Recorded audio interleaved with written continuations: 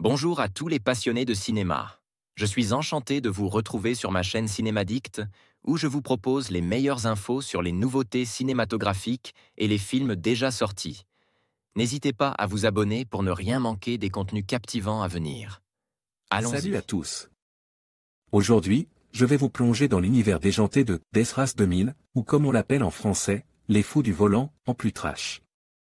Dans cette vidéo, nous allons explorer ce film culte des années 70 qui mélange course automobile, satire sociale et une bonne dose de violence. Je vais vous parler des personnages emblématiques, des scènes mémorables et de l'impact qu'il a eu sur la culture pop. Préparez-vous à découvrir pourquoi ce film est devenu un véritable phénomène et comment il continue d'influencer le cinéma d'action moderne. Accrochez-vous, ça va décoiffer.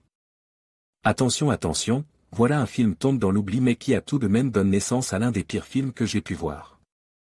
Course à la mort, ou Death Race en VO.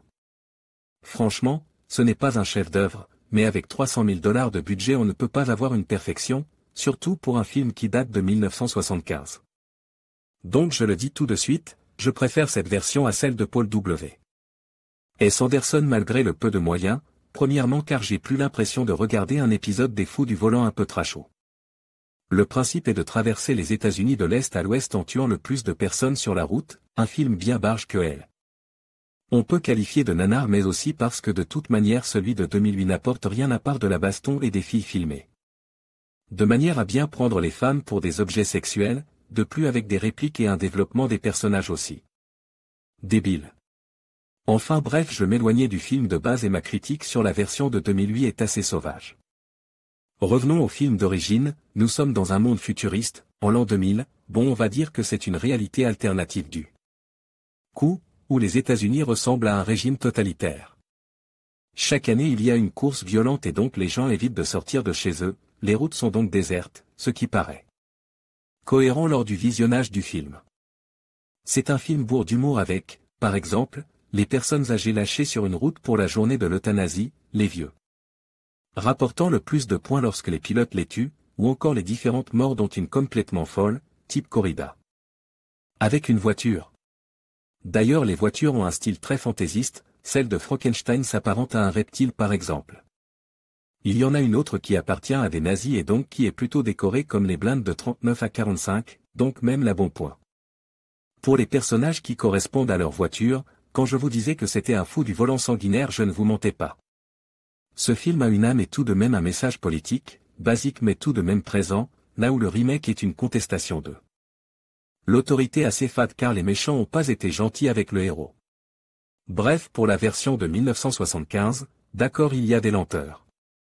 Il manque un peu plus de folie, il y a des scènes que j'aurais sans doute évitées comme la scène du flirt à rallonge entre Frankenstein et sa copilote, mais pour les années 70 c'est normal d'avoir ce genre de scène. Stallone n'a pas encore eu le succès de Rocky, pourtant, pour un début de carrière, on lui colle déjà cette étiquette de mec qui casse. Tout et qui n'est jamais content, ce qui fait de son personnage un élément comique de par ses réactions et son sexisme abuse. Bon j'avoue, je l'ai vu en VF et ce n'est pas la voix que l'on connaît depuis Rocky, Alain Dorval, mais il a des répliques qui font mouche, d'ailleurs si vous pouvez le voir en VO faites-le, car la VF n'est pas géniale dans l'ensemble, sauf si vous aimez la parodie.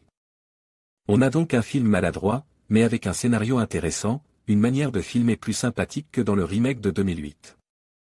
Des répliques débiles mais marrantes. Un Stallone bien bourrin, des retournements de situation un peu médiocres, que quand on les voit arriver on sent que c'est n'importe quoi. Mais c'est un nanar à voir mais rangez votre cerveau sur 90% de ce film. Morgan. En conclusion, Death Race 2000, Les Fous du Volant, en plus trash, nous plonge dans un univers où la satire sociale et la violence se mêlent de manière audacieuse. Ce film culte, avec son humour noir et ses courses effrénées, nous pousse à réfléchir sur notre fascination pour la violence et la compétition. En revisitant ce classique, nous découvrons non seulement un divertissement débridé, mais aussi une critique acerbe de notre société.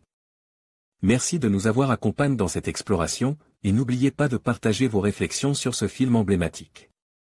À bientôt pour de nouvelles découvertes cinématographiques.